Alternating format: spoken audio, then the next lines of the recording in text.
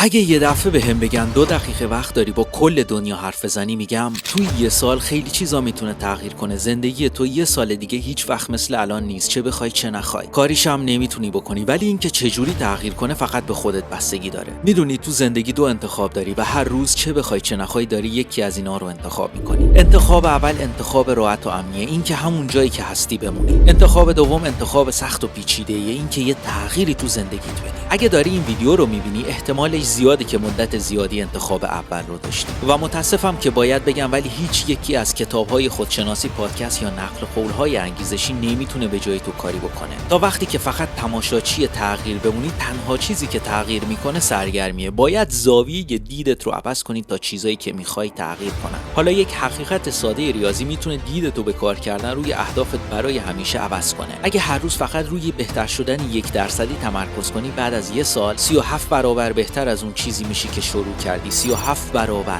فقط کافی هر روز فقط کافی 1% بهتر بشی. بهترین بخشش اینه که هر روز کمی آسان‌تر میشه، ولی باید هر روز این کارو بکنی. سختیش اینجاست. دلیل اینکه جا میزنی یا حتی شروع نمی‌کنی اینه که دیوار جلوت زیادی بلند به نظر میرسه. به جای تمرکز روی 1% پیشرفت روزانه داری به کل 100% فکر می‌کنی. و در حالی که برداشتن اولین قدم خیلی مهمه، ادامه دادن این قدم‌های کوچیک هر روز حتی مهم‌تره. چون تا وقتی که دست بر نداری و ادامه بدی نمیتونی شکست بخوری. حالا چی میشه اگه امروز روی رویاهای خودت کار کنی؟ چی میشه اگه اون اولین قدم رو برداری و بعد هر روز برای خودت وقت بذاری؟ امروز 5 دقیقه وقت بذار و فقط تصور کن. همه چی رو خاموش کن و فکر کن. بعد شروع کن و دیگه هیچ وقت به عقب نگاه نکن. چون هیچ وقت برای تغییر دیر نیست. هیچ وقت برای وقت گذاشتن برای خودت دیر نیست. شاید نتونی به گذشته برگردی و شروع رو عوض کنی، ولی میتونی همین الان شروع کنی و پایان رو تغییر بدی. چون باور کن توی یه سال خیلی چیزا میتونه تغییر کنه.